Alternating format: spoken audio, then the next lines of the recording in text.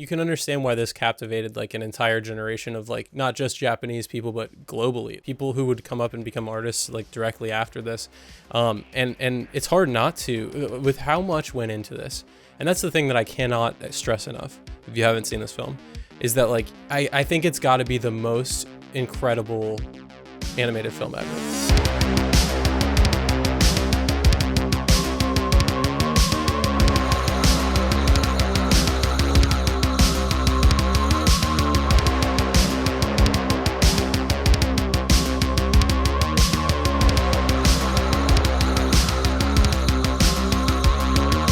Welcome, friends, to episode 367 of the Ink to Film podcast, where we read the book and then see the movie. I'm filmmaker James Bailey. And I'm writer Luke Elliott. And this week we discuss Katsuhiro Otomo's 1988 film, Akira. All right, we've just watched one of the greatest sci-fi anime, nay, sci-fi films that exists. I mean, what a crazy amount of hype going into this. Excited to talk to you about it and hear your reactions to it, but what a spectacle! What a journey! Yeah. I'm assuming you still have some dangling questions as the film does not reveal everything, because we've if you haven't been following along, we read the first 3 volumes the last 2 weeks, and there are 3 more volumes, but the film was made before the ending happened in the manga. So yeah, what a weird thing, because the film comes out before the manga's finished, and yet the film goes in some different directions and definitely does some different stuff and has some ambiguity to it for sure. I have lots of thoughts about that and what it all might mean. I find this movie fascinating, and I just want to start by saying that I feel like this is an anime that has been about as hyped as an anime can be for me. And I always worry going into stuff like that. I'm like, what if I don't end up liking it? Or what if it's like, or what have you? But yeah, pleased to say I loved this movie. It was fantastic. It had all the charm that I hoped for in a film from this era where everything is handcrafted, where the threat of AI doesn't loom over everything, where even just like CGI was not really much of a thing. And then on top of that, you have this story that has been adapted from the manga that takes so many interesting turns. It's the same person doing it who wrote the manga, and he comes in and changes it and pushes it in some different directions, and yet it still feels like it's the same story at its heart. And that's an amazing feat in and of itself, like to shift things so dramatically in some ways, and yet it still feels faithful to me. Now, we haven't finished the manga yet, so I'm curious to see how this plays out there, and maybe things kind of link up more over time. I don't know, but man, I'm really curious to see that now. That's going to be a prime choice for us to do in a future bonus episode over on our Patreon, because I do really want to read the rest of it now. Yeah, and I think we're doing that soon, because so do I, because now you've experienced everything that I have with Akira. Yeah, my first time viewing, so I don't know if I've gotten all the minutia down as well as, people who've probably seen it many times. Sure, yeah, and we'll talk. I'll dig into some of that stuff with you, and things that I noticed for the first time on this viewing, and especially like in getting into the research and what the internet has seen as a whole. But if you can't tell, this is our holiday, quote unquote, Christmas, if you celebrate episode. Merry Christmas if you celebrate it. Happy holidays. This is either going to be coming out on Christmas or like right thereabouts. We usually do like a dedicated Christmas project. And this year, because of some scheduling things, and we wanted to get to this Patreon selection, yet it was kind of a big one. We ended up having to bump that. But if you're really curious about us doing something Christmas related, we are going to be doing something over on Patreon. I actually don't know what yet, but we'll be doing some sort of Christmas themed project over on Patreon. Yeah, we'd love to have your support over there if you're curious about that. But this is going to be our Christmas project for this year, is what that all comes around to. And yeah, if I want to like stretch, I can kind of make this have some Christmas elements to it. It's colorful. Guys running around in red suits is very important. There you go. Yeah, it's also colorful, and yeah, found family going on. Children, children getting some presents, I guess. Yeah. Also some like really dark shit and way more violent than even the manga led us to believe, right? Like yeah, they really upped the gore, and upped kind of, it feels more adult here. Like, it felt like it was kind of walking the line between being mature content and being for a younger audience in the manga, whereas this really feels like it was pushed deliberately to be a little bit more for adults. And I liked what that kind of did to the story. I thought it kind of elevated things a little bit, and I'm going to kind of say that for a lot of things. I felt like a lot of stuff just kind of took another step here, and it feels like a more evolved version of the story, which is really cool to see from, again, the same creator, right? So this is stuff that he's able to express that maybe was already in there that he felt like would work better for the film. I'm curious for you, man, because you've seen this before, but you said you hadn't read the manga. Nope. Now you have, and you see it again. Did you feel like things made more sense? Because I kept thinking, like, I know a lot of what's going on because I've read the manga. I could imagine it would be a lot more disorienting if you hadn't.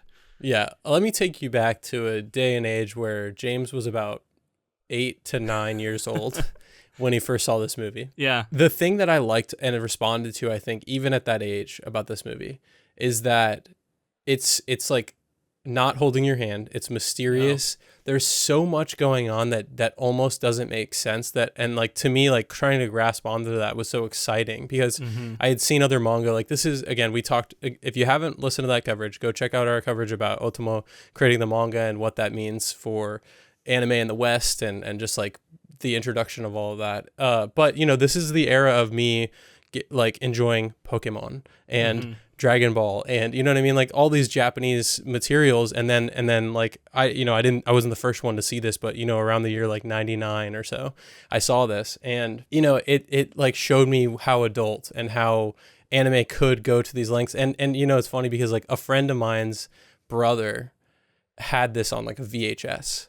And it was like sacred text kind of thing, right? It was like this thing that like none of us had seen before. Parents didn't know what was going on because it was like animated. It was like, it was probably for kids or whatever. So like, there's scenes with nudity and like people getting their faces blasted off and all kinds of crazy stuff. And like that, eked under the radar for me. And so I saw this at a young age and like based on all that, like talking about how it's almost like a difficult thing to grab onto, especially as a young person. Seeing it again now, kind of analyzing it as a piece of, like a piece of art as we do on this podcast. The manga helps you follow along a lot easier with like why these things, the motivations are like, things are still mysterious in the manga, but you just there's just more of it. I mean, it's hundreds of pages. So you end up getting a little more, I would argue, of some of this stuff. Although this anime goes places that the manga doesn't go. So we can get into it. And that's the key reason why I'm excited to read on, because I'm sure that knowing how much it was extrapolated in the beginning of this film and like what that connective tissue did, having read the manga, I think that, the ending is going to kind of all come together in an interesting way too.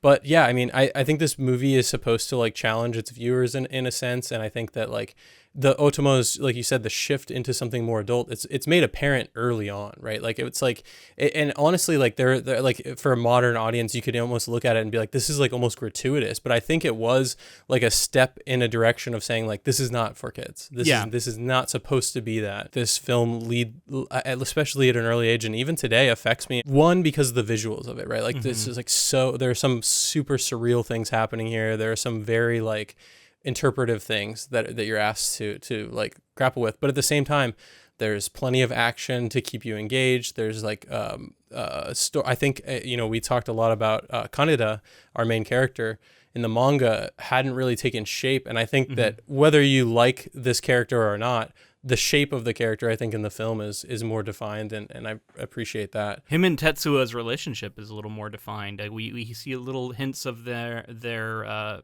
past get shown to us in flashback, growing up together. We get more examples of Tetsuo being sort of bullied and often overlooked by Kaneda. So it creates an interesting dynamic, as I would also argue Tetsuo, at least in what so far we got in the manga.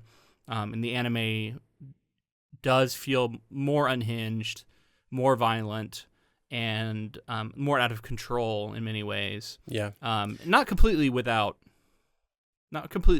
someone who we don't have any pity for or we don't have any like understanding about, but who we have a little less sympathy for because of some of the things he does. Well, it's interesting too, though, because I think there's a nuance here that I was going to say that you can see more of like these things are happening to him and he's reacting to them, and that leads him to this path. Whereas I think in the manga, even there were times where I was like, but why would he jump to this?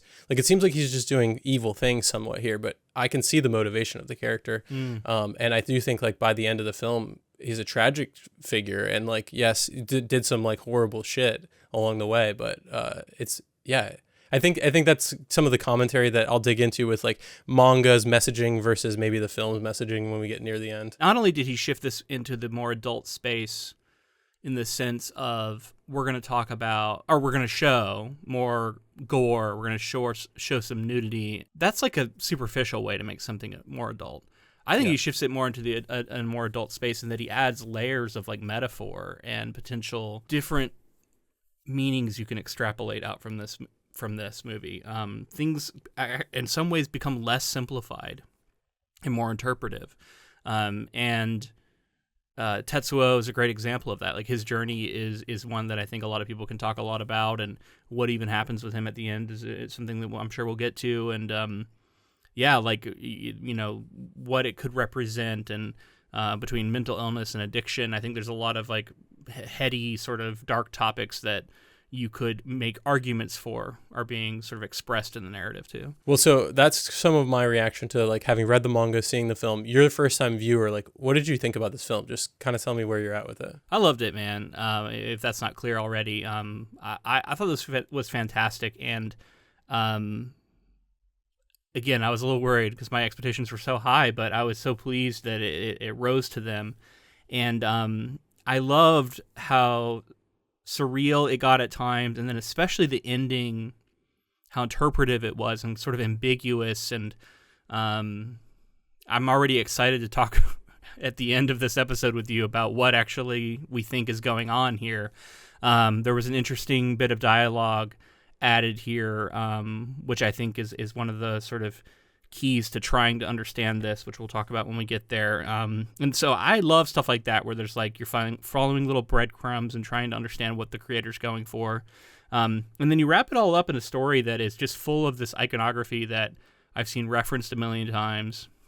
I can see the influence of this on so many things that I have consumed over the years and love.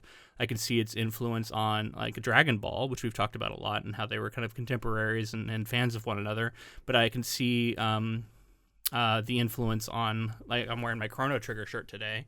One of the reasons I put it on is because I was thinking how there's a section in that game where you go to 2300 AD, it's in the future, and there's this whole weird part where you hop on motorbikes and have a race.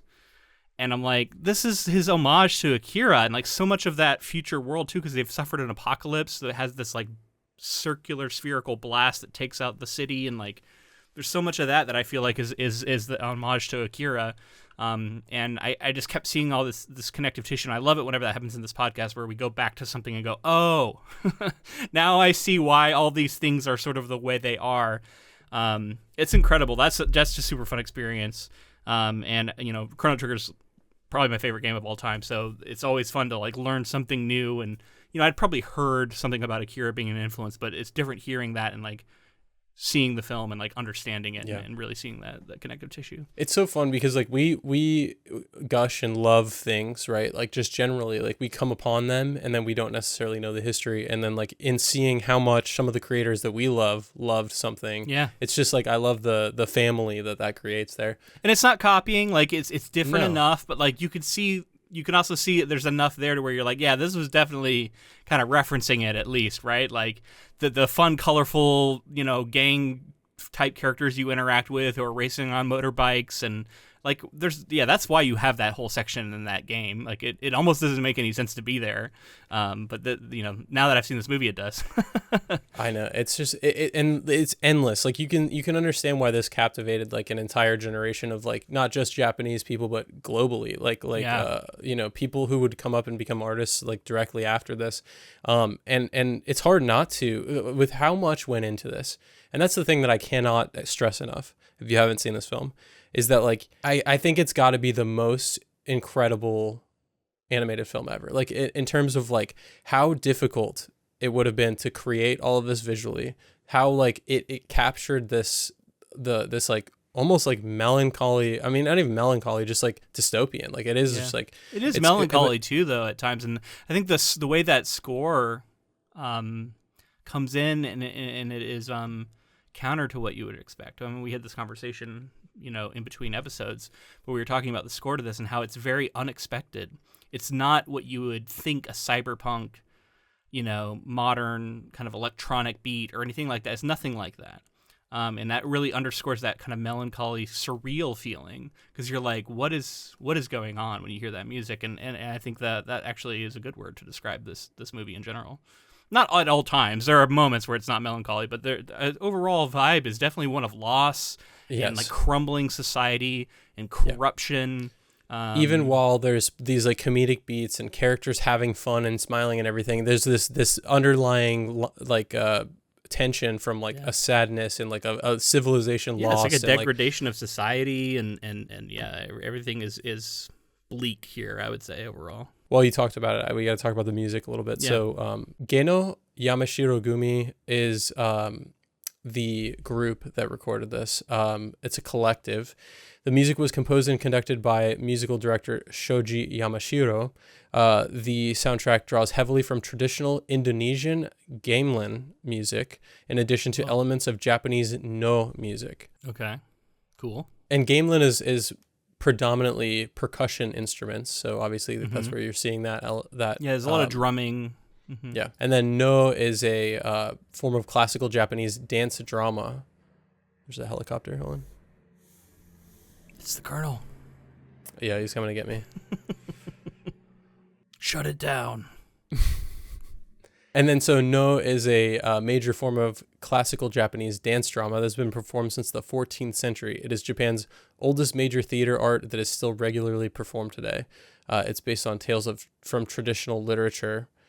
So I guess there's a type and a style of music that you would typically hear in this sort of theater. It's cool to see that like that's like the roots of traditional Japanese culture are brought into this like Neo-Tokyo sort of futuristic environment, and then just the percussion of like and the tension that can create musically and rhythmically. Like it's so like it's odd. It makes you feel like unlike any other score that I can think of, especially if you're considering like a cyberpunk environment. Think of like what Vangelis did with Blade Runner. Iconic. And how different that is. It's very like different. Very different. Yeah, very like synth heavy, and there's definitely some synth work here though too.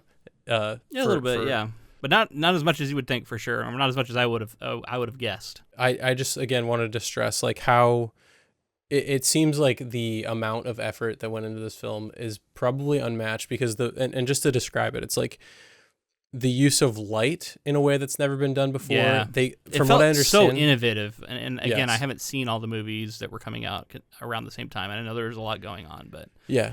But you've seen enough 80s and 70s, I've seen 60s, a lot of like Studio Ghibli stuff, even animated films, and like Studio Ghibli is like a high bar, right? Like exactly. That's the only other thing I feel like is comparable. But like even if you're talking about like American animated productions, like we've seen the Disney films, we've seen all this stuff, and they're innovating in their own way. But now we're to Otomo and like what they do with light in this film, specifically like you're thinking the thing that's like iconic is the streaking of the neon and like the way that such a the cool bloom. Look. Yeah, and that's the other thing that I love about this is times like that where that's like impressionist. That's a filmmaker. That's a filmmaker who is putting something here that like that's not going to translate very well to a manga. So that's not really a manga thing. That's like something about knowing we got motion, knowing we have color, and what we can do to evoke speed and evoke the almost. It's almost like if you stare at a light for long enough and then you look away and it leaves that kind of like glow in your eyes. I don't recommend doing that, by the way. Stare directly at the sun. And definitely not the sun. But you know what I mean? Like I feel like that's kind of what that's evoking, right? Like the lights must be so bright that they're leaving this like after image. Yeah. Well, I would also say that it's just like a motion blur thing too, right? Like you're seeing it fly across your face. And so like between that, you mentioned color. From what I understand, they developed like 50 different colors that had never been put in an animated film before. Really? Like created those colors in a sense, cool. mostly because of the way that like light is interacting with color in the dark and the way that they really played with that. Which is just so cool to hear. And again, innovating and pushing boundaries and really putting like everything you can into a film like this. You mentioned the motion too, like not even just like the streaking and the blurring and everything like that, but just like the parallaxing that you would get from motion and like layers. Some of my favorite shots are just like these cityscape shots where it's like we're just looking at like giant buildings and we're moving towards them and they're like shifting towards us. And the way that this is like evoking some loss of self in this like gigantic mecca, like this gigantic like metropolitan area that seems larger than anything in the world. And it's all, and I think that like helps to really create a world that feels lived in. But also then we get to like the way that there's like distortion to the image as speed is involved in motion, as you're talking about. And some of like that's like one of the things that I think is cool about anime is that, and manga in general, but anime specifically because it's in motion, is the way that like you can push from the real to the surreal, and you can see like Kaneda's going so fast on his motorcycle that like it's bending space and time in a sense, and like the way that things change. And that's just to talk about like riding on motorcycles and stuff, which is obviously iconic for this film. But we talked about it in past episodes. That's not what this is about. I think everybody. Although I felt like a little more present here. Yeah. Because I think he identified, maybe he already knew, that the motorcycle was going to be such an iconic image tied to this character that I think he wanted it to be like a little more central. So you have Tetsuo from the jump sort of pining after his Kaneda's motorcycle, saying that he could ride it. Like you could tell that he's jealous of it, he wants it. And that's so representative of their relationship in general, right? Which, again, is just a little more developed here. And then later on, stealing it, there's just like, it keeps coming back. The multiple scenes later on where Kaneda's actually does still write it, whereas like in the manga, like kind of used in the first volume, and then I haven't seen it much since. I don't know, not as many dramatic scenes, and maybe it will come later, but like up to the point we've read. But yeah, I think just in general, like people see the poster for this film, they see things about the film, and they know the famous Akira slide, like the jacket with the pill on the back. So good. That's iconic right there. So anyway, the Akira slide, which is like obviously, and I read in my research, been referenced like a billion times. It is the most referenced. If you've got a motorcycle in a movie, it's like you're gonna do. Yeah.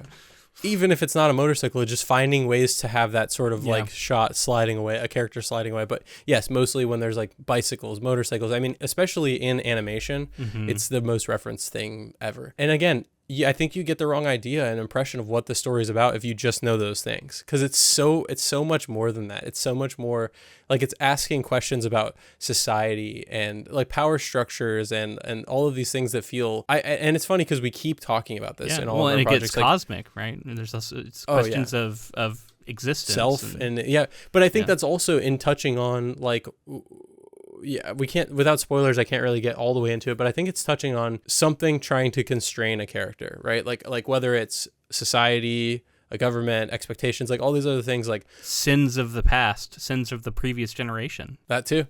But anyway, this idea that they are like something is oppressing someone. Yeah. And how that is combated or like dealt with in certain ways. Yeah, I mean, because think about all our main characters, right? All our core main characters, they're all young, right? And yes, there are some like children who are actually old, but they look like they're kids, which I think is interesting because they're kind of like preserved in this like they're in the baby room, right? Like they're preserved in this young state, and then and they're treated like children.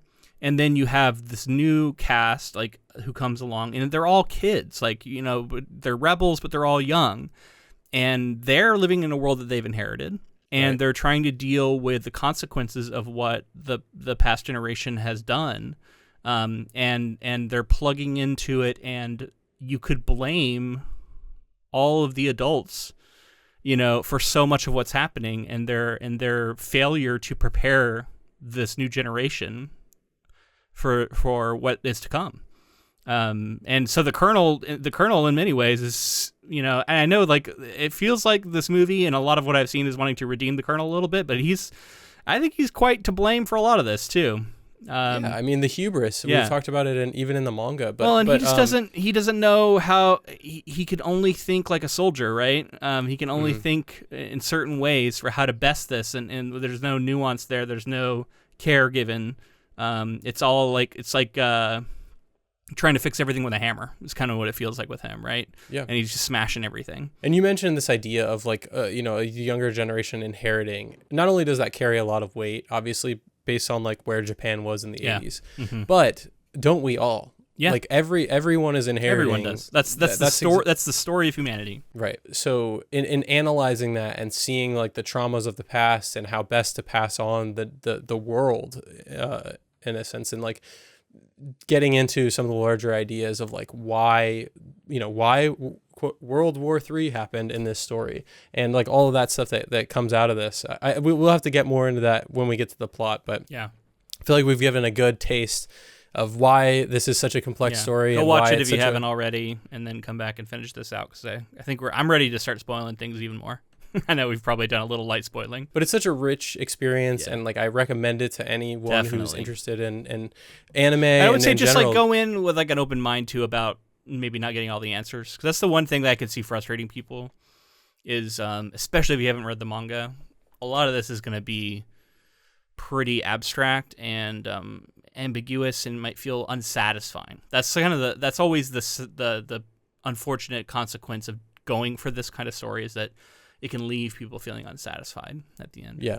I think if you just go embrace it with open arms and kind of see where it leaves you, and know that like the amount of effort that went into the crafting of the story, I think also went into like the narrative of the story and sort of some of the messaging that comes out of it. Like embrace that feeling at the end of a movie. And I wish I want to ask people to do this more, which is, it already sounds pretentious, but at the end of a movie like this, and there are other movies that have the same feeling, where you're left unsure and you're left with questions about what even really happened, like to sit with that feeling and to think about it and to start like connecting the evidence that you've been given and see where it leads you, because that, I think, is that's the experience that the creator wants. And I think if you embrace that experience, it can be really rewarding. I just think, unfortunately, sometimes I see people kind of shut themselves down to that experience because it's not like immediately clear to them, and so that can sort of turn to frustration, because they want like a clear answer, right? They want like to be able to point to it and say, this is what happened, and this is how I should feel about it. I can understand that in our modern world, but at the same time, just ask, like, obviously, a filmmaker of this caliber with this kind of effort could deliver to you all of the answers. Mm-hmm. Why did he not? Is the reason. Exactly. Why didn't he do that? And then start exploring that space, and I think that'll lead. It wasn't a mistake, because sometimes I feel like people think it's like a mistake, and I'm like, it's not. This is not a mistake. It's on purpose. Yeah. Right. Yeah. Yeah. All right. So I want to fill in some of the stuff that we talked about in Volume 1 and Volume 2. Yeah, I want to hear about him making this, because I kept trying to avoid. I've read a little bit about it, but I definitely didn't talk about it in the episodes. Yeah, definitely curious to hear more about him making that jump, just developing this film at the same time he's writing the manga. Like, how was this even possible? So at the age of 25, Otomo spent about 5 million yen to make a 16mm live action film about an hour long. So we talked in our previous coverage that he was about 19 when he started as a mangaka. And now we're into him spending his hard-earned money to create a passion project here. So he said that making this private film showed him roughly how to make and direct movies. In 1982, Otomo made his anime debut working as character designer for the animated film Harmageddon Genma Wars. It was while working on this film that Otomo began to think he could do it by himself. In 1987, Otomo directed an animated work for the first time, a segment, which he also wrote the screenplay and drew animation for, in the anthology feature Neo Tokyo. He followed this up with 2 segments in another anthology released that year, Robot Carnival. In 1988, he directed the animated film adaptation of his manga, Akira. We'll obviously dig more into that, but I want to talk about his overall career as a filmmaker.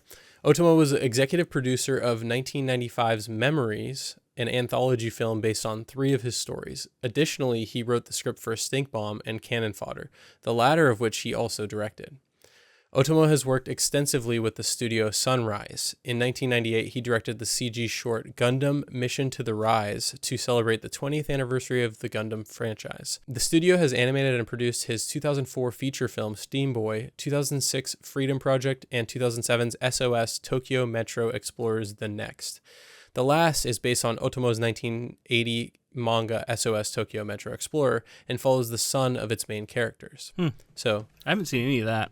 A lot of extra work. So that's one thing I wanted to say too, is like, I haven't seen, other than Akira, I hadn't seen anything besides this. The 2001 animated film Metropolis, which it just features a script written by Otomo that adapts Tetsuka's manga of the same name. I've heard of that.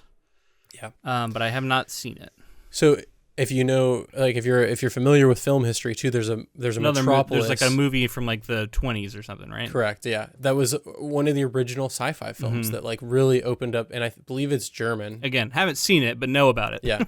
Yeah, important film.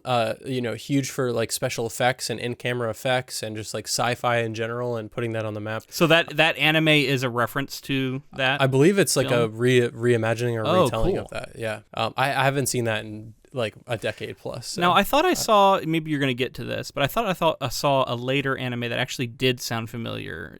Did you see Mushishi on the list? Mushishi. I think I saw a few episodes of that. Yeah. And it's good. I've seen it. I saw it when I was like 12. What year did it come out? I think it was like kind of new when I saw it.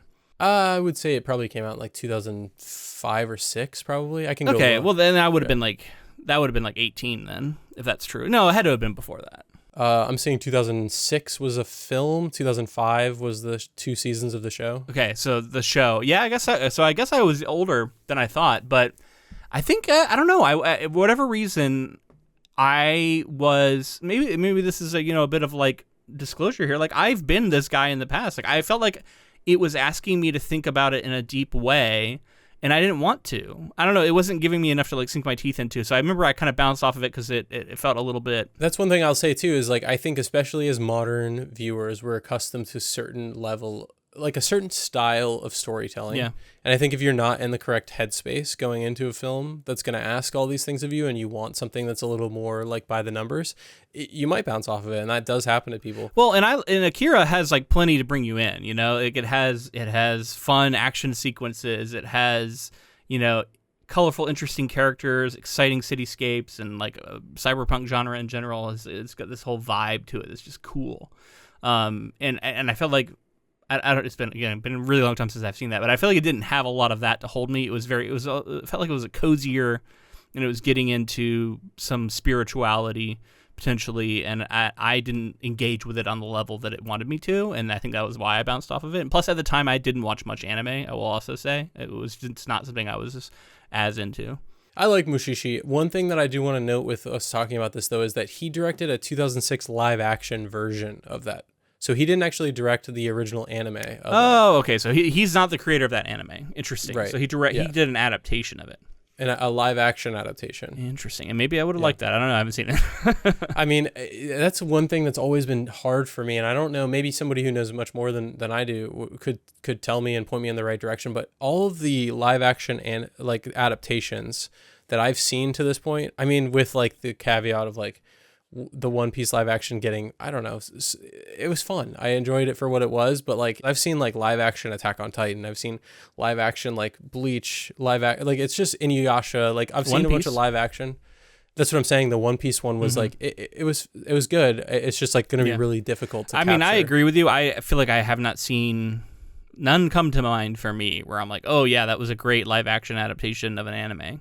It just does. It seems like it's extremely hard to do. I think the fans of them are out there. I think that I've bounced off of them many times, which maybe I should give it another chance. And again, if somebody knows of one, please tell me, because I'd be interested to check it out. But like, Full Metal Alchemist is such an incredible story, and then I saw the live action version. There's a live action? I didn't know that. There's just like a lot of Japanese live action adaptations, and like, typically I just feel like I am better served watching the anime again or something. Yeah, I agree with that. There's a real magic to this, and it's one of those fine lines, because like, we had talked about Taika Waititi was connected to making a live action version of this film. And would I be potentially excited for that? Sure.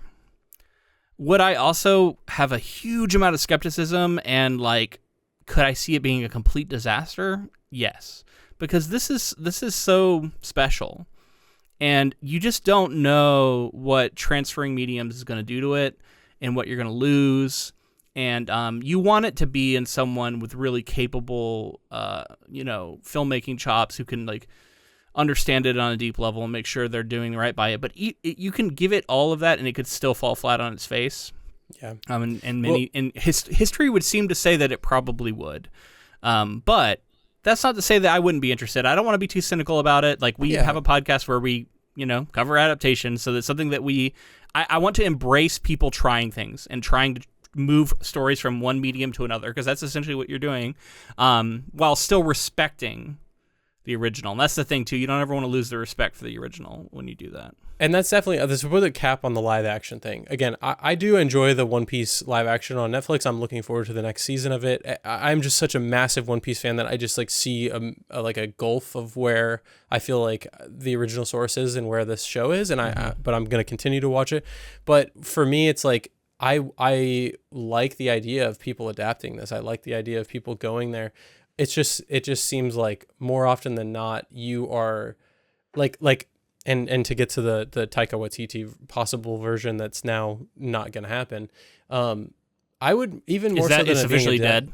It's officially dead. Yeah. Okay. More so than it being a disaster, I worry that it's just going to be forgettable, and that's not fair to a story like this, and to many of these other anime stories that I've just I love so much. So the idea sometimes it feels like you'd be better served finding a story that has like a decent anime, but maybe the manga's brilliant, and you're like, the anime didn't quite get it right. Let me come in and do a live action where I can like capture something more essential about the manga, and like if you're not in the shadow of something iconic. Whereas if you try and make a version of Akira, it's like it's gonna be in the shadow of this incredible film, and it's gonna be so hard to live up to that. So to me, it's just like it's not fair to compare them in a sense. You're saying like you're gonna have to try to like make some of these people are gonna want to see certain like characters that have like crazy proportions and crazy hair and this and that and those are specific things where like the Humans idea just of don't the look story. like that. Yeah, but the idea of the story is like what's the most important thing. Like if you like Monster is a great example of like a manga and an anime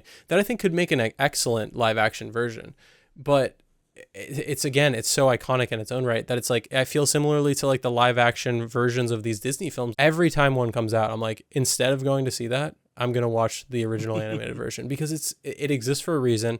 Animation is film, animation is cinema, and like it needs to be respected in that way. And think like this exists. You can watch this film as much as you want and re-release it, or if you so choose, reanimate it or something like that. But this idea of like, hey, here's a live action version, it's going to make $1 billion is so frustrating to me. And so this idea of like a live action Akira, yeah, I was skeptical. Would I be excited? Yeah, totally. Because like I've been skeptical of like even Dune being adapted, and then we see Denis Villeneuve come in and that's the thing. I don't want to be hypocritical because I hear this argument all the time from people who don't want their favorite books to get adaptations because they're so worried about what's going to happen. You know what I mean? Totally. And like I feel like it's a little bit cynical way to look at the world and to assume something's going to fail without giving it a chance. Like I don't want to be that guy. I just will admit that specifically anime making the leap to live action has been something that has proven to be very difficult. So continue with Otomo. In 2013, he took part in Short Piece, an anthology consisting of 4 short films. He directed Combustible, a tragic love story set in the Edo period based on his 1995 manga Hino Yojin, while Hajime Katoki directed A Farewell to Weapons, depicting a battle in a ruined Tokyo based on Otomo's 1981 manga of the same name. Combustible won the grand prize in the animation category of the Japan Media Arts Festival in 2012 and was even shortlisted for the 2013 Best Animated Short at the 85th Academy Awards. Otomo directed the music video for Aya Nakano's 2016 song Juku Hatachi. He is a fan of the singer and previously drew the cover to her 2014 album Warui Kuse. Reports have suggested that Otomo will be the executive producer of the live-action film adaptation of Akira, In 2019, he announced that he is writing and directing an animated film adaptation of his 2001 manga, Orbital Era, with Sunrise, and released a trailer that same year. It's possible that that comes out. I don't know if that's what you mentioned previously of another thing that No, he'd I been think working I on. had There's a seen manga. that he was returning to the world of writing manga, which he hasn't done in a long time, and specifically long form manga. That he had been working on a project, I think, going back to like 2012. So jumping back to just Akira here, Otomo did not intend to adapt the series. However, he became very intrigued when the offer to develop his work for the screen was put before him. He agreed to the anime adaptation on the condition that he retain total creative control of the project. This insistence was based on his experience working on Harmageddon, which was It's so awesome that he was able to push for that and that he got it. And I think that has to do with they must have been just fiending for this story. Like Akira, we had heard that the manga was already quite popular. It was coming out with like an imprint of Marvel, I believe, and it was already doing well. I thought that I thought that it came out after the film, but that's actually not true. It had come over before that. It specifically doing very well in Japan gave it the legs to like bring in all these companies. So we'll talk about that. The Akira Committee was the name given to a partnership of several Japanese entertainment companies brought together to realize production of an Akira film. The group's assembly was necessitated by the unconventionally high starting budget of around 500,000 yen, intended to achieve the desired epic standard equal to Otomo's over 2,000-page manga tale. There's like some conflicting reports as far as like the budget of this film, but it's going to be somewhere between like maybe $6 to $10 million in American US. So somewhere between like 700 million and 1.3 billion yen. And at the time, that's like an unheard of amount of money. And so for about 30 years, it was believed to be at the time the most expensive anime production. And then I guess that's been disputed by a producer or someone who knew and said that it was like a little less, but it was like in the ballpark. But just, I mean, they're spending like similar to what like a Ghibli film was. Yeah, because I think Spirited Away has a lot of those kind of records now, right? Yeah, I'm sure, because they continued to kind of ramp that up as time went on, which just like, I mean, we've talked about those films before, like Howl's Moving Castle on this podcast, and just in general, we have a ton of respect for Miyazaki and Ghibli. It's just crazy to think like this manga had such buzz around it that he was able to drum up the same amount of capital basically from all these different companies, and he was allowed to be the sole creator for a film that was like, you know, competing in the same space as like a Ghibli film. It's just absolutely wild. So the film was an interesting thing that they did at this time with animation. So we've talked before about animating on twos. Are you familiar? Do you remember this? I do remember. Yeah. You might want to explain it again. There's 24 frames in a second in like a typical film. I would say specifically feature film. What they would do to save on budget is typical animation, and tons of animation studios do this, where they animate 12 frames a second. So they're half the work basically, rather than having to animate every single one. This film on the ones, 24 frames per second were created for this film. So that's another reason why like some of this motion and the flow and the lighting and some of the things that they can interact with and make look so seamless. And I obviously that's just like they're doubling their work just right there by saying we're going from 12 to 24, double the amount of work as some other films are doing at the time. There was also an interesting thing that was done where they recorded all of the dialogue before production began. So like you had actors who were like delivering these lines of dialogue, and then the animators were able to use them basically for performance in order to do some of the animation of the characters. This reminds me. Okay. I have a confession to make. Okay. I watched the English dub version of this. I hope that's not sacrilege. I that's the first version I saw. Okay. And that's what I watched this time as well. Because I knew as I was watching it and I'm listening to the English dubs, I'm like, I bet there are about a bunch of purists out there who are like, go to the sub version, like listen to the original Japanese. So look, I am the biggest supporter of subtitled films. I'm the biggest supporter of listening to a film in its native language. I'm just saying, like, I'm about as big as you can get on that, because I truly believe that, like, getting the performance, especially like if it's live action, either way, honestly, if it's live action, like the disconnect that happens from dubbing some of the time, this version of like with the dubbing, like the lips were off at sometimes, and that's just like to be expected. Today, it's kind of something that they're able to work around with technology, but I like it didn't bother me so much. I thought it was pretty good dubbing. It seemed like the performances were good. Well, so we watched more than likely. I don't know for sure which version you watched, but we watched the 2001 version, which is not the first version I saw, but it is a version I've seen before, and I have also watched this subbed. It's just like, to me, I've gotten to a point where I maybe in my younger years was a little pretentious about it. Was like, you must watch the sub, otherwise fuck you. But like, I honestly don't believe that anymore. I think like however the project approaches you, if it means you're gonna watch it, it's better than you not. And so while there are historically terrible Japanese to American dubs, and that was kind of my thought. Is I thought like this.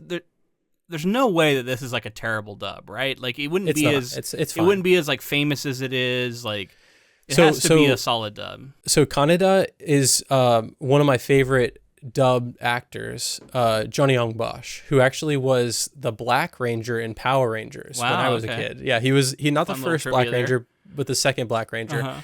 But Johnny Young Bosch is a total badass, especially in the dubbing space. Like he's Lelouch from Code Geass, Lelouch of the Rebellion. He's Ichigo from Bleach. Like he's like a bunch of really cool voices. I've always been a fan of his. He brought it. I thought he did a great job here. Also, Joshua Seth is Tetsuo, and Joshua Seth, the main reason I know him is he was Tai in the original Digimon series.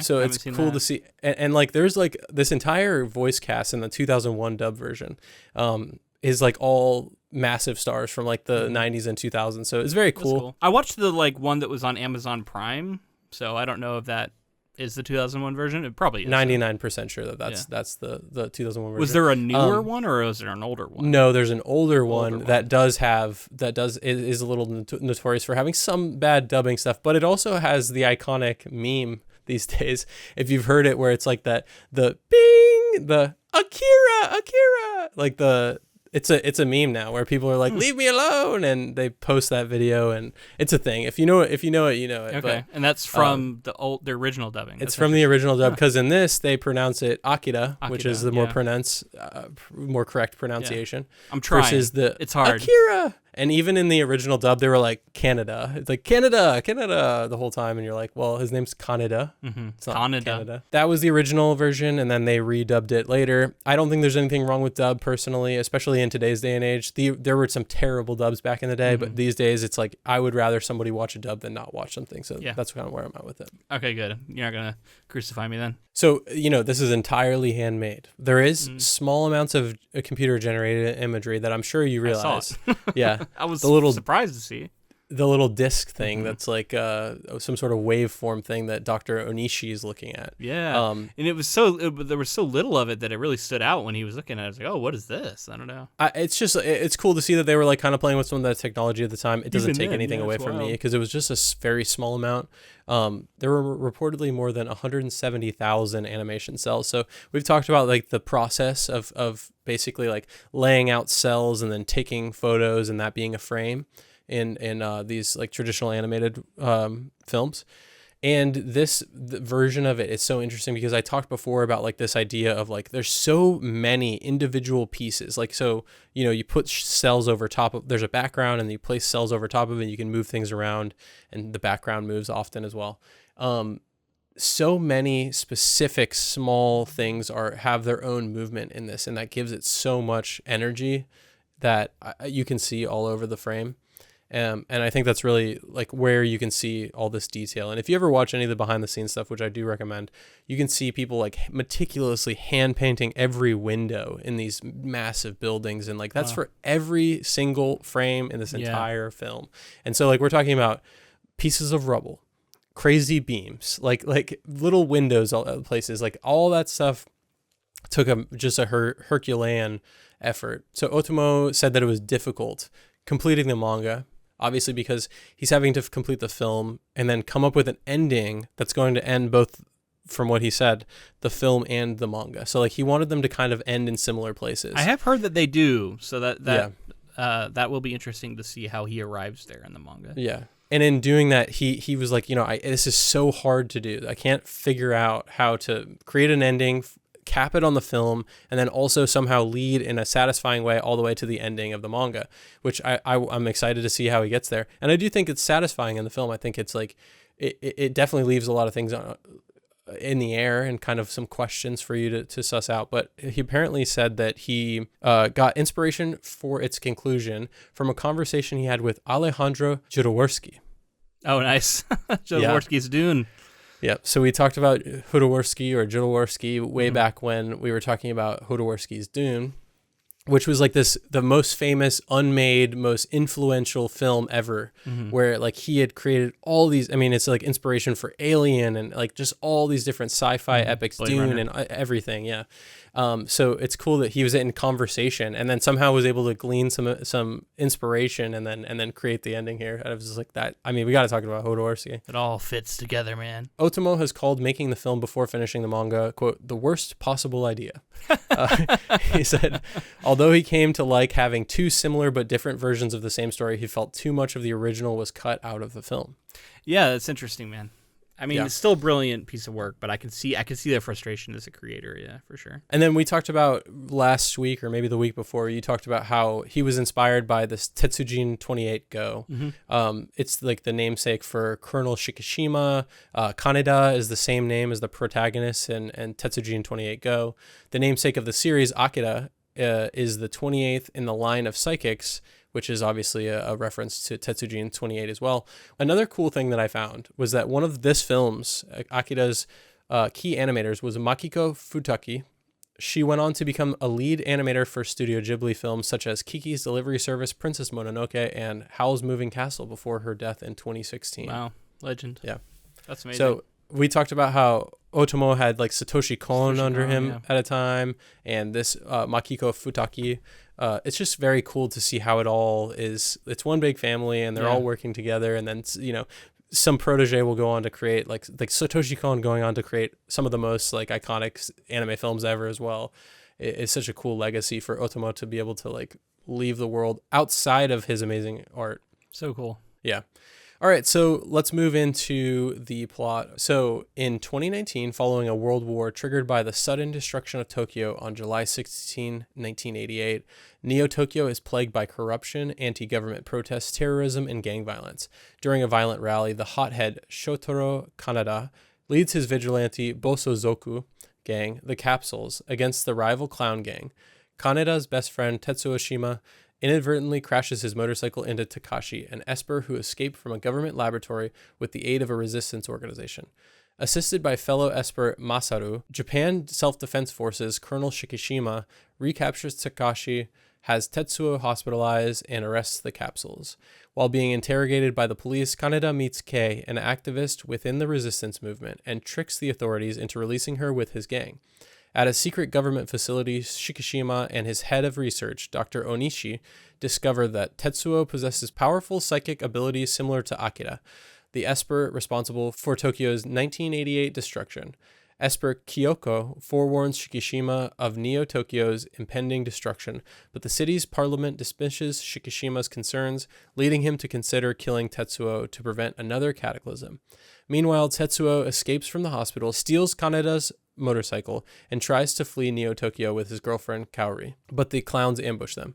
The Capsules rescue Tetsuo and Kaori, but Tetsuo suffers intense headaches and hallucinations and is re-hospitalized. That summary also doesn't note the absolute savage assaults that are happening to Kaori. Like, it mentions that Tetsuo is having headaches and hallucinations, but some of the most insane shit in this film is how Kaori is treated, and just like ultimately like the fate of that character and everything about that. Like, that's like really the big thing in this film that I'm like, this just doesn't sit super well with me with this character. Rough. And she's added here too. She doesn't exist in the manga, or at least isn't as prominent. She's just like beat up on and like just sexually assaulted and like just so much crazy stuff very happens to her. Undervalued by Tetsuo. He doesn't seem to give a shit about her.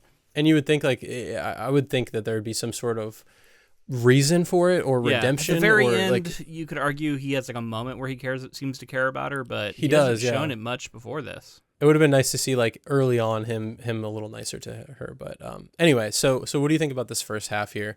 Obviously, this is all the stuff with the clowns and the Akira slide, and then we see Shikishima. Which we got as like a game of chicken almost, and then the clown guy gets thrown off of his bike. There's something that's very akin to like a throwback joust in how some of this plays out. And then I like the way that there was this like honor tied around it too, because later on, and I'm not sure if this is included in the part you read or not, but later on, I think it's Yamagato gets killed, and Kaneda drives his motorcycle, Yamagato, into a wall. Yeah. And yeah, we have like a little fake out moment where like, was he riding it? Of course he wasn't, but. And they asked him why he did that or whatever, and he said, I was sending him his wheels. Yeah. As if, he could ride it in the afterlife, right? Like, it's very, like, Viking or, like, maybe Egyptian or something, this idea that you could take something like that with you. It ties into a sense of this, like, there is almost like a sense of, like, them being these modern warriors. There's a code around it of some kind. Even though, like, it's not really fully explained or explored, we get a sense that there is something here. And I like that little hint of that. Totally. Like, that's just, again, like, excellent world building, and this idea that, like, a character might do things that you don't agree with, or things that no one would agree with, like things that are seen as, like, pretty terrible. But at the same time, there's like a code of honor that goes along with it. And as long as that's there, then you're like, okay, there's like a structure to society, and there's like some rationale behind things. So I think that's interesting to look at the beginning here, because there's some changes here, right? Like, we see some of the background between Tetsuo and Kaneda, but I think I don't know, I feel like it's notable that, if anything, Tetsuo is being bullied at the beginning of this film, or at least not respected. Right. And Kaneda is not like particularly likable early on. He seems like kind of a dick.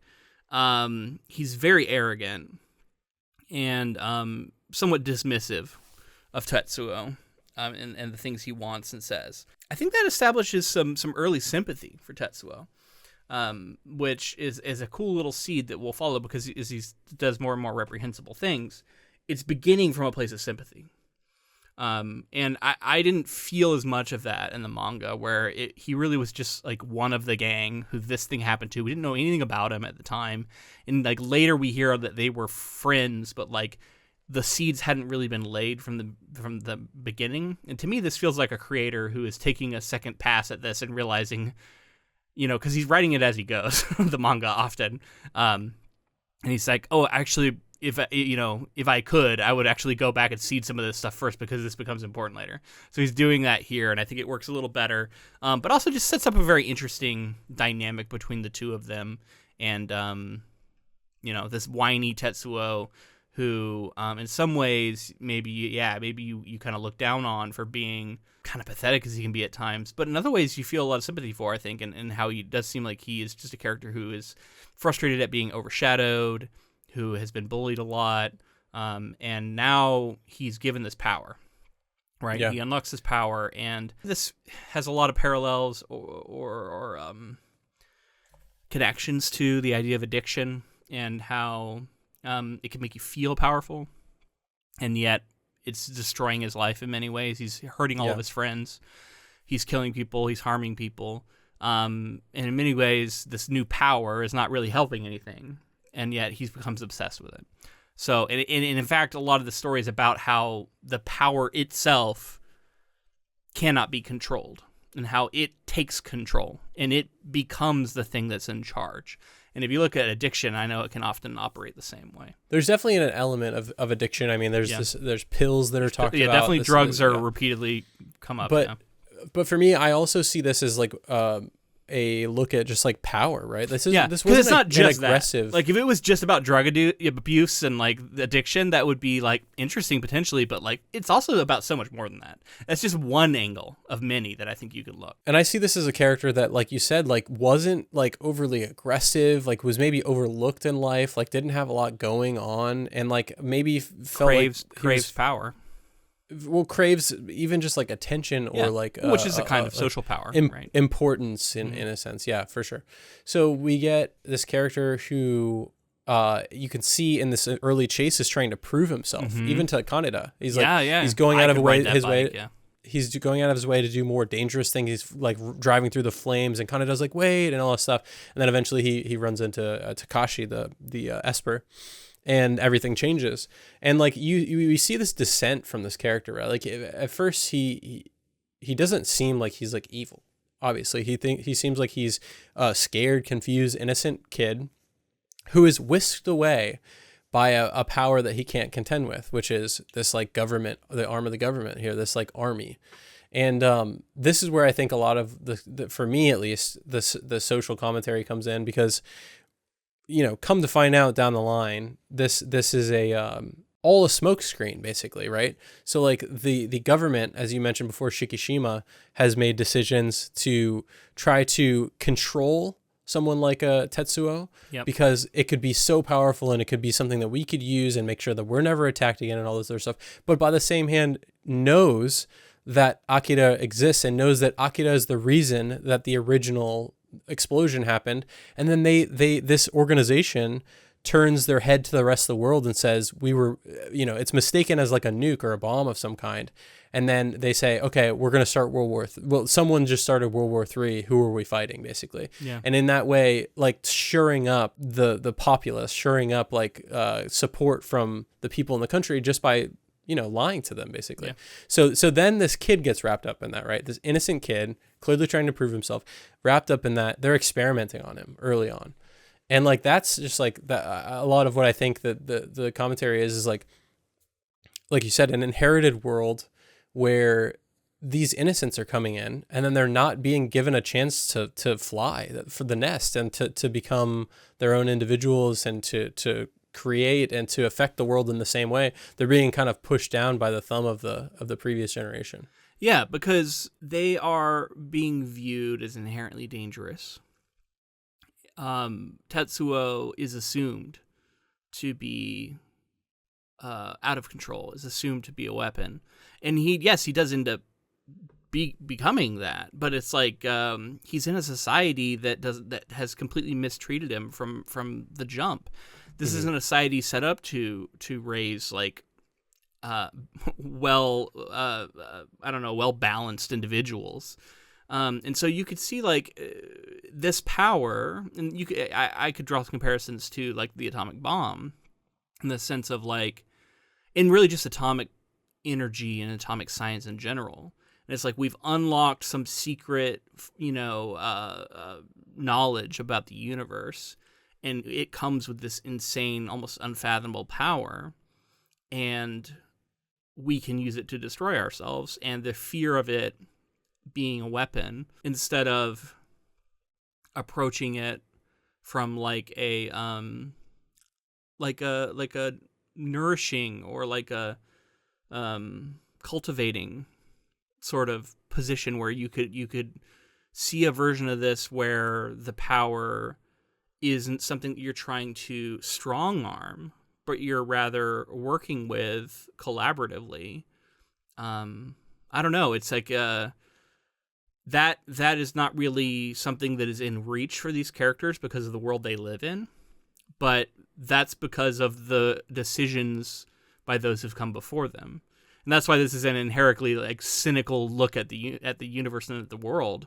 But it's like we've led ourselves to this position. Yeah, and again, this is jumping ahead a bit, but not only did they discover this sort of power, this analogy for nuclear power or atomic power, but they experimenting with it were what triggered Akira to explode, basically. Like experimenting on these children, it seemed at some point was their folly, and then in that way they were already kind of pushing their thumb, like they were pushing in the wrong direction. They were pushing for something that they couldn't control for the wrong reasons, and they were experimenting on children. So like that's a huge thing right there. But just to go back to this idea of youth too, and like how they're coming about, this government arm is also at the same time trying to squash student protests that are happening in the streets. And so that's also baked into this, is like, it's very clear what this film is trying to say as far as like that's what young people can do,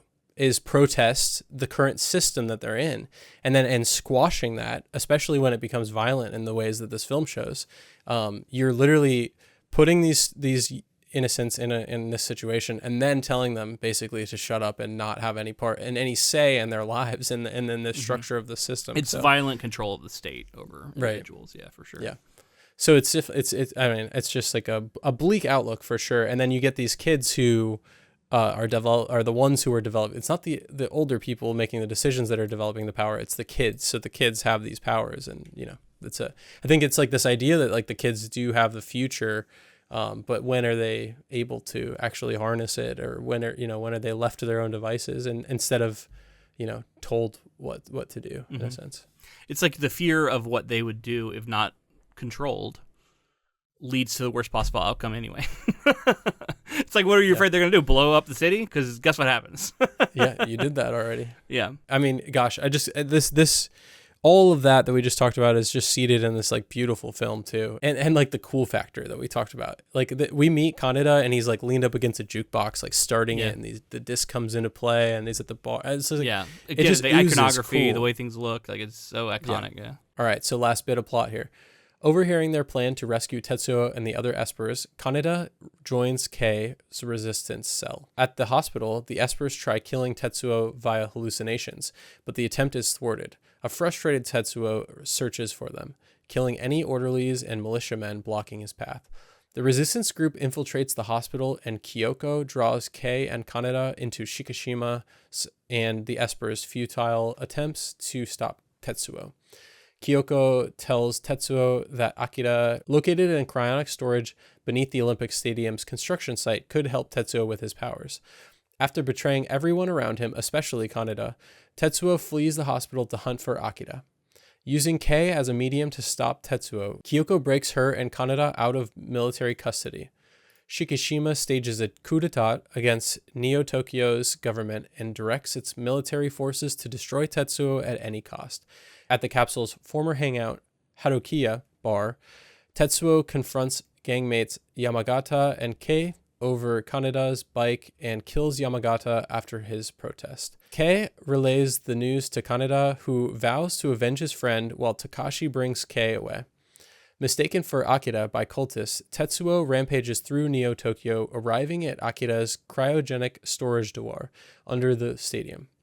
Kei fights Tetsuo, but he defeats her and exhumes Akira, only to find his remains sealed in jars for scientific research. Kaneda fights Tetsuo with a laser rifle, and Shikishima fires an orbital weapon at him. While the latter destroys his arm, neither can stop him.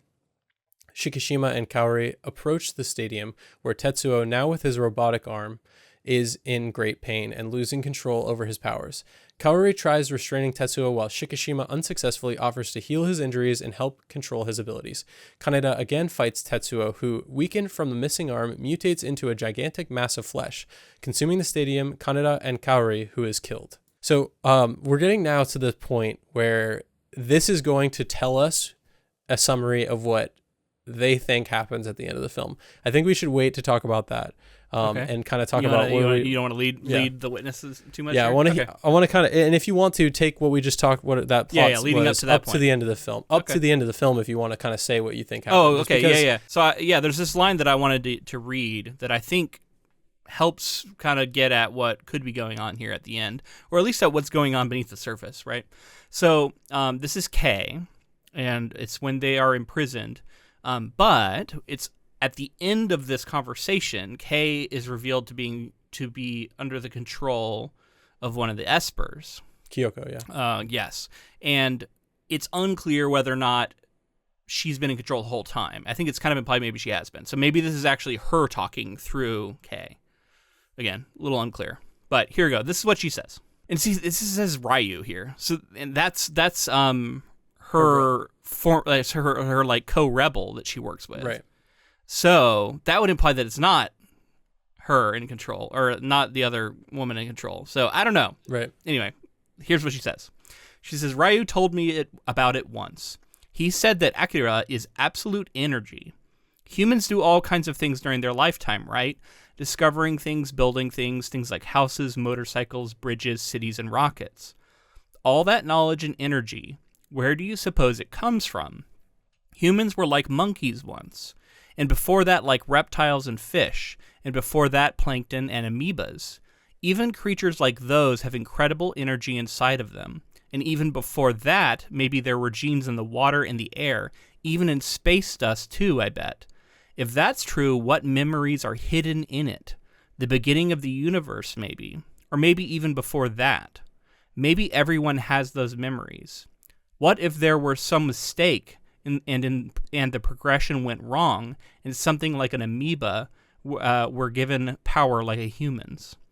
So I think that is the best explanation of what is maybe going on here that the film offers us, and it's offering us before we see the result of this. But I think it's obvious that, to me, the amoeba situation, this all-consuming sort of aberration, that's probably Tetsuo. That's probably what's going on with Tetsuo, right? Yeah. But if you back it up to this sort of philosophical thought that's going on about energy at the base of all life and at the base of humanity, and it fuels our ability to create, and it fuels our ability to do what we do. And then you tie that back through time and through evolution and back to the stardust and the beginning of the universe. Now you've gotten that into something core about what life even is, and how that sort of base energy could carry with it knowledge of the universe, or knowledge and memory. And I think that is also some of the weirder stuff that we are going to get later. I think it's touching into this idea, this cosmic idea of something grander and bigger than just these kids and just some psychic powers battling one another. That at the base of it all is like a cosmic energy that is the sort of starting point for all life in the universe. And one of the things that's said in there that I think it's, for me at least, like puts most of it together, is that she also specifically talks about, or maybe it's Kyoko, all of us contain the same basically like cells or energy as Akira. Mm-hmm. And Akira is almost like a manifest. Yeah, she does. It's almost like a manifestation of like the basically like engine of the universe that like started life in a sense. So like it's like that incarnation of like Akira being like the most pure version of that, and everyone possessing a bit of that, and somehow like some of them having more of that ability come out sooner, but like certain like environments and situations like kind of spurring that on and making those things come out of all of us being capable of it. And then in tying that to like amoebas and the dust of the universe and all the specific things that make up how complex our world is, I think gets to where we eventually get to with Tetsuo. But we also through this section get, I mean, like the stuff you talked about with Yamagata and slamming the bike in there, and we see Tetsuo actually get like again fighting the military in like all these crazy sequences of action and just like murder and craziness of Tetsuo just like tearing people apart. The hallucination moment I thought was really cool, where I'm glad you mentioned that. Like it's like the toys come in, crawl up onto his bed, and then they start coming into the room, and they're like these giant, horrific Five Nights at Freddy's figures, and so good. Whatever that. What is that the name of that? I think it's video called game that, or whatever, something like that. Yeah. They look like the big animatronic things, but then they start morphing, and like the walls are made of Legos at one point, and like it gets so surreal and dreamlike, and that stuff's so cool. Some of my favorite stuff in this is like when Tetsuo earlier like is like hallucinating, like his guts fall out of it, and he's trying to pick those up, and then all these like kind of play toy figures turn into these nightmare creatures. And I love that part of this film, and like again a story about a guy on a motorcycle and his cool futuristic motorcycle. Yeah, I think that when it goes to those places and this cosmic stuff is where like I think this story really shines. So the reveal in the manga, spoilers for those who haven't read that. Yeah, there will be some. We're going to spoil the manga a little bit because we have to talk about the differences. Yeah.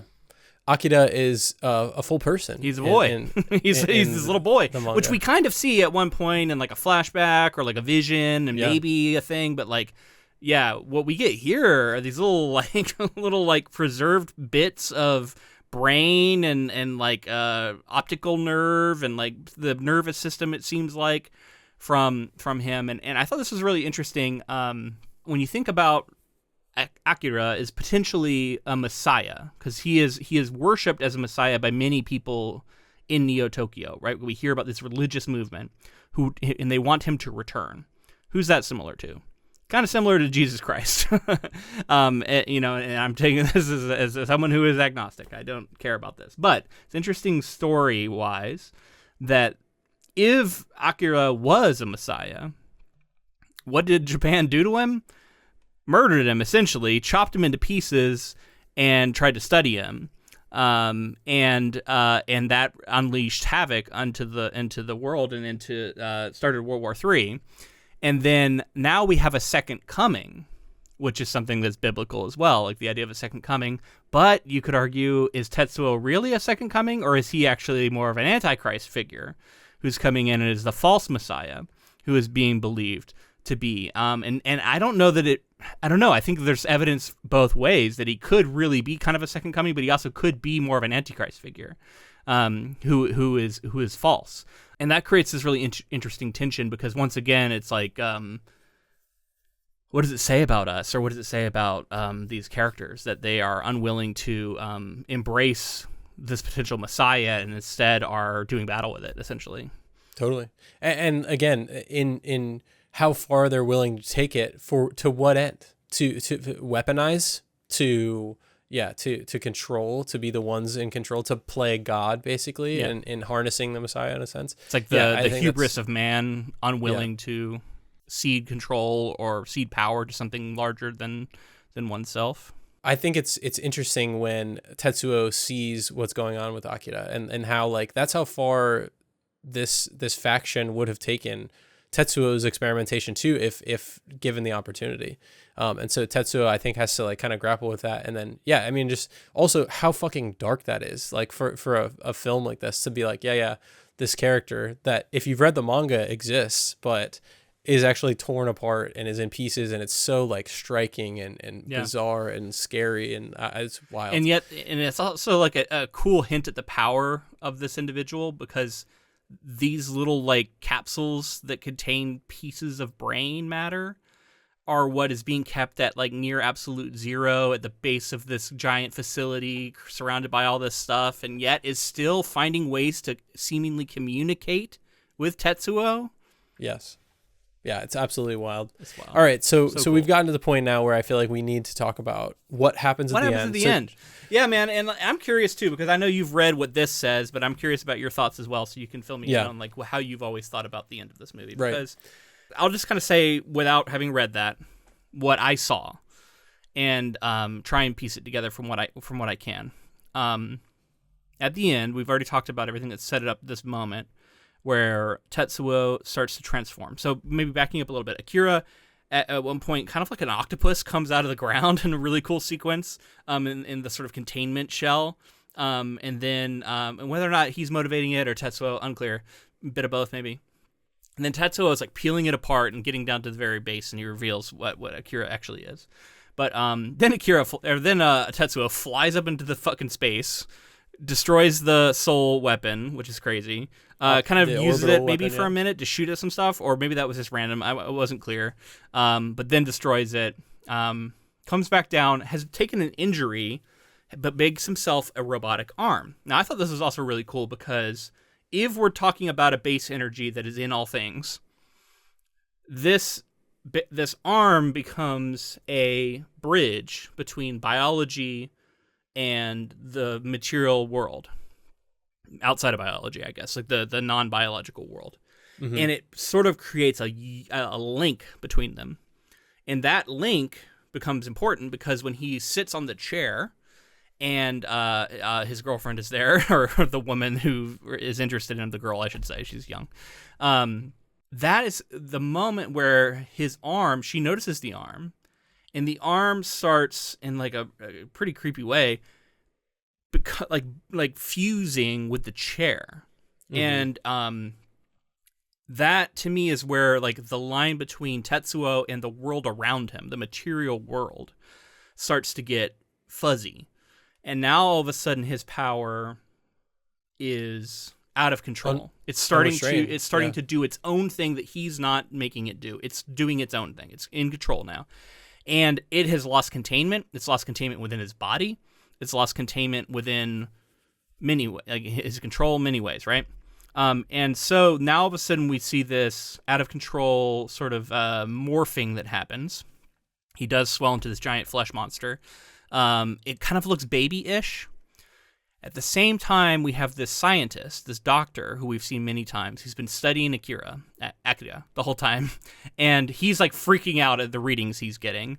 And then he says something kind of out of nowhere, where he's like, because the colonel goes to talk to him at one point, I guess, and he's like, I don't know, you're going off in, the deep end over here. But he says, according to this is the we're seeing the beginning of the universe, or something. I wish I had the exact line. It's something like that. That's basically right? it. Yeah, that's it. Yeah. He's like, we're seeing the beginning of the universe, or this is the beginning of the universe. Yep. What? We've gone into what I don't know what that means exactly, but it immediately ties into what Kay was saying earlier, right? Right. That's the other time we've heard this referenced. So something fundamental is happening. These characters, you could argue, we're kind of getting into godhood territory. We talked about messiahs, and maybe that's just a phrase we have for characters who have tapped into this fundamental power of the universe. Right. Yeah. And then the fabric, like what makes up a universe, reality, or what starts a universe, like you said, all that kind of thing. Yeah. Akira appears to be affecting things. Maybe is accelerating what's happening with Tetsuo. To me, it's unclear whether or not Akira wants this to happen, is facilitating it happening, is trying to control it in some way. It's only the Espers who I think we can see trying to save people, trying to say, don't use the power in this way. And then it's also very interesting what they do, because they get absorbed into the flesh, and then I think it's the Espers come in and free Kaneda from the flesh. It goes beyond that a little bit. So Kaneda is in the flesh, and he starts blasting his way out with his laser, and he eventually gets back out. But then there's like some sort of white ball orb that begins, and that begins spreading, and that's when it spreads to the point where I couldn't remember at what point that began. Yeah, Kaneda's still inside of the flesh when that begins. No, he blasted his way out, and then eventually that happens. Yeah. So, and this is the moment that I think is actually really important, and I kind of wish I could rewatch this part. I'll be curious to maybe after all this you can read to me what it says, because in the manga, another character is killed. This is a spoiler for the manga. I'm forgetting his name. It's one of the Espers, the boy who first appears. Takashi. He gets shot in the head. Yes. And his death triggers the explosion that in this film is triggered in this moment. And to me, it is not clear that this is an explosion coming from Akira, and instead this feels like an explosion coming from Tetsuo, or some sort of combination of the two. I do think it's a combination, yeah. I think that's where I start to pick up on. And why it happens is a little bit unclear, because Tetsuo is losing control. He's trying to get it back.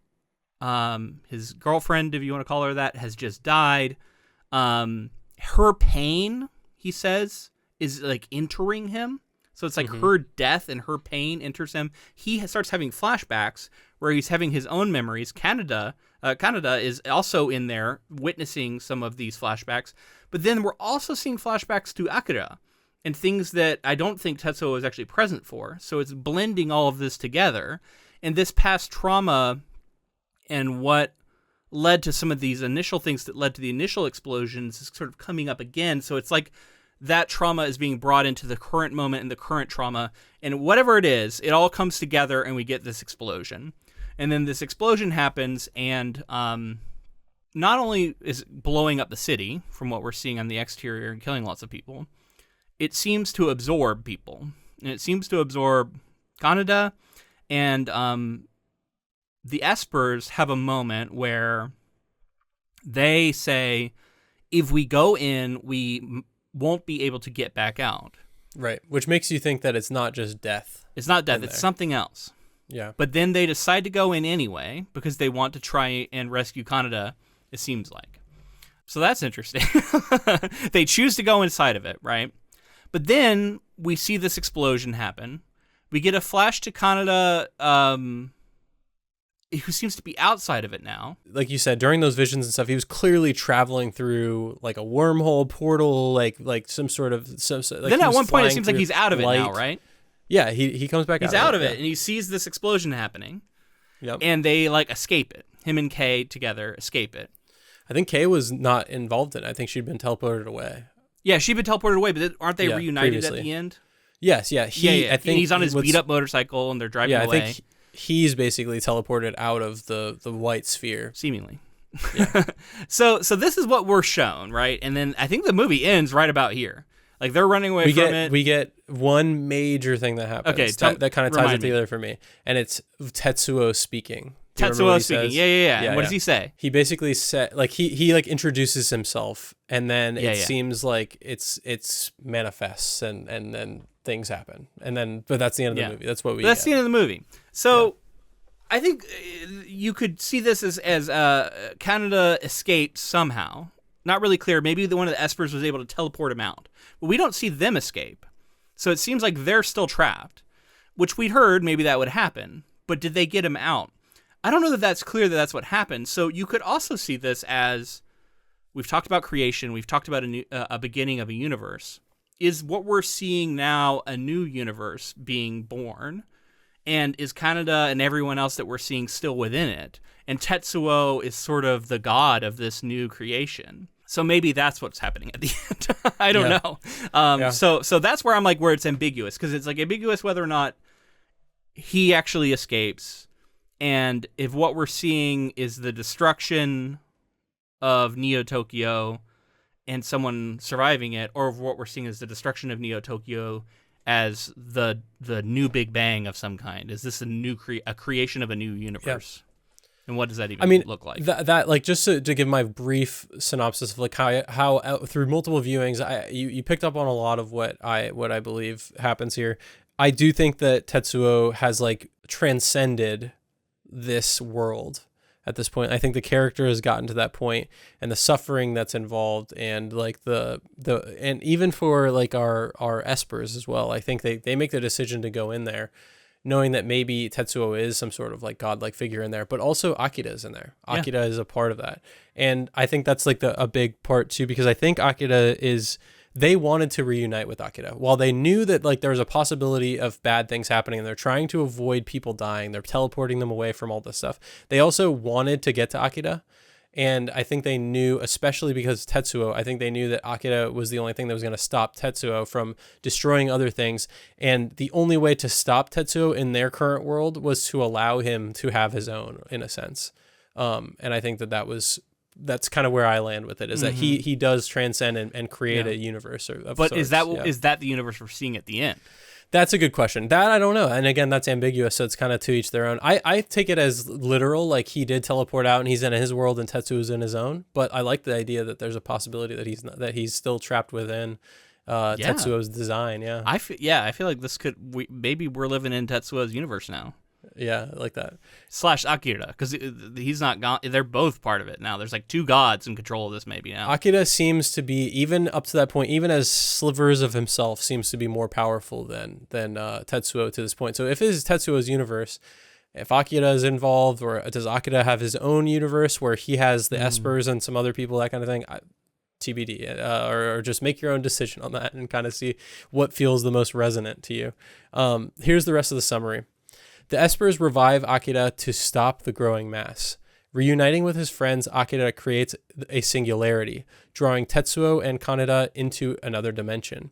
The Espers teleport Shikishima to a safe distance as the singularity destroys Neo Tokyo in a mirror of Tokyo's previous destruction, and they agree to rescue Kaneda, knowing they will not return to this dimension as a result. In the singularity, Kaneda experiences Tetsuo and the Esper's childhoods, including his and Tetsuo's friendship and the Esper's psychic training before Tokyo's destruction.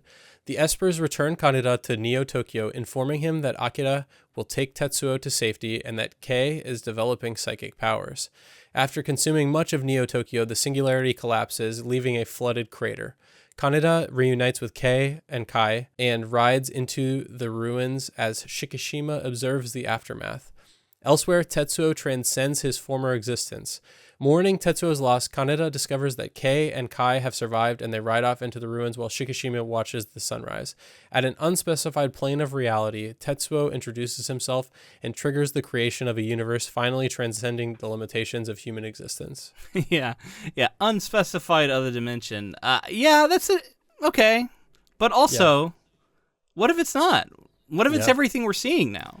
Absolutely could be, yeah. You know, that's interesting that there's just this other reality somewhere where Tetsuo is talking. It's not our reality that we're currently watching. I don't know, man. I don't know if I buy that. Or at least I don't know that it's clear cut. It's not clear cut, but I think it's like, do you want the hopeful? I think if Tetsuo is still in the dimension where he can affect our main characters and everything that we've seen up to this point in Neo-Tokyo, then Neo-Tokyo and the world is probably doomed. If he's in his own dimension and he's contained there, then that's maybe a more positive look. With the Espers, though, because they didn't escape. But Akira is also there, it seems like to me. And so if Akira is there, we have two gods in control. And how does and not to mention the other Espers who are also godlike in some ways. They're not as powerful, but they have some wild powers. Yeah. So I don't know. Is it just a world of Espers? Like, I don't know. It's yeah. I like how our world's it a world of allows Espers too, right? Like the world we're in already is that. Especially if Kei is actually developing powers. Yeah. You know, my imagination ran wild with this. Really, every time I've seen it, but especially the first time, because one, I don't know that I picked up on all the nuances. Like I was just like, I think I always assumed he created a new dimension where he can do anything he wants. So he could get rid of his own pain. He could return everything. He could have a clone of the world that he lives in, or that he previously lived in, and put everything back to normal if he wanted to. He's all powerful. He can control that. And it's again to associate that with this idea of like youth and rebel, or all these other things that like the infinite sort of possibilities of what unbound, what some of this analogy carries forward, I think is pretty powerful. And I think it's really cool that Otomo brought it to this level and somehow it held water through the end. It's such a wild way to end a story. Yeah, I think just because we are running long, I think let's use this as an excuse to move into our book versus movie debate here, because I think that's, and we're talking about the differences, right? So I think it's time to weigh in on where we're at with that. I'll go first. Okay. I love the fact that Otomo started with this manga, and I love how important it is as a work and how it led to the eventual animation and creation of this film. But this film does something that's intangible to me, almost to an extent. That's like it created something. It continues to inspire and influence. And like the weird eccentricities of the story and the way that it's like hard to grapple onto in like maybe all the ways, but at the same time, like the commentary that's there, and like how, you know, you can see like Ghost in the Shell, like you can see all these other stories like spiraling out of this. Like there's The Matrix, obviously, like I think is hugely influenced by this. There's so many things that picked up and talked about not just like the cyberpunk elements and like the interesting bits of like world creation, but also just like some of like the commentary, the idea of like machines and like or like technology as it gets out of control of human capabilities and things like that, things that we're talking about all the time. And like I can see that as far as like these powers could be an analogy for technology and like all these other things, power that we've talked about. And it just goes on and on. I think like how rich this is and how much effort this went into this, and how it's like one of the most like captivating visual anime films you'll ever see.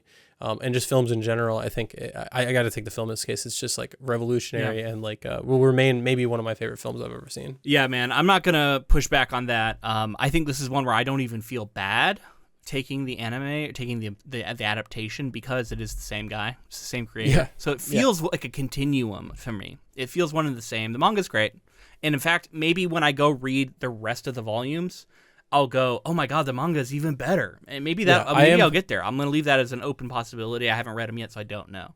I am excited to get that experience, because that could be the case. I'd love to know like how the entire picture of his view, like his vision, was realized. Yeah, but man, this is so fucking good, and for all the reasons you said, iconic, influential. And then I love the philosophical next step this is taking for me. Like I said, this is kind of a more mature version. I love how interested it is in these bigger questions, bringing in this idea of the dawn of the universe and this like base fundamental energy at the heart of all existence. Not even just life, but all material potentially could have some sort of base power connecting it. And the way that power is what we're seeing manifested here. And what that could mean in the way that it splits reality, and we've got dimensions potentially taking place, and that's all so fucking cool. I love this stuff. It's definitely the anime for me. And again, like I don't even feel bad about it. I think it's fine that the anime is the best here. I don't think that undersells the manga at all, because again, it's one and the same. Like I don't think you should, if you're a fan of the manga, you should absolutely see this anime. Like I don't know, what are you talking about? Of course, these are meant to be paired with one another, I think. Absolutely. And Otomo said like he was happy to get another crack at it in a sense, and like get like two different versions of the story. And like I am excited to wrap it all up. And the challenge of it we've talked about, like I can't believe that he was able to pull this off with the challenge of doing that, and having to finish the thing that is not even finished yet, because you know that the film needs an ending. Unbelievable. Hats off to him. I want to thank you to the patrons. I know we said that at the beginning of this coverage, but I feel like we don't say it enough. You guys chose this project. It's fantastic. It's been a great way to end the year. I definitely think Akira's going to make some waves now here at the end of the year, as we're entering what's going to be our last looks episode, which is going to be our final episode of the season and of the year. So make sure to check that out. Come back, join us as we kind of celebrate and cap off the year and look back at all the things we covered. That'll be what we come at you with next. But yeah, thank you all so much for choosing this. And if you enjoyed this episode, please let us know in the form of a rating and review, whatever app you chose to listen on. If you're on YouTube, make sure to like the video, leave a comment, let us know your thoughts on Akira, the ending of it, how you interpreted this. Are we or are we not in Tetsuo's universe at the end? Has Kaneda truly escaped? Or what do you think of that theory, at least? Because it was my kind of little pet theory I had at the end there, and I don't know, I thought it was fun. Yeah, and honestly, like patrons, keep sending us anime and manga. Like I want to cover more and more of it, and if there's an excuse to do it, like you could vote for more of that, by the way, on our Patreon. There's a little plug for Patreon. Vote for some more anime films, especially. Well, if you want to talk about like adaptations, which we talk about constantly, like that's all like the manga to animation pipeline is like, it's so rich and it's got so much to it. So I'd love to do more and more of it. Yeah. We just can't cover 700 episodes of Bleach or whatever there is. You know what I mean? It has to be ideally a film. Right. So also be sure to connect with us on social media. We're on Facebook, Instagram, Blue Sky, TikTok, all of those at Ink to Film. Absolutely. And if you'd like to support this podcast in another way, we do have a bookshop in addition to the Patreon. And on a bookshop, you can buy all the volumes of this. I went ahead and added them. I also added the box set hardcover edition, which we talked about. Really cool. Yeah. It's on Bookshop. If you buy it there, it doesn't cost you anything extra, and in fact, it kicks a little bit of money our way. So it's a good way to support this podcast, and we would love to have you do that. Yeah, and thank you to Carl Casey for the use of our intro and outro music. All right, man, that is going to be it for Akira. I'm so excited that we've finally done it. Akira.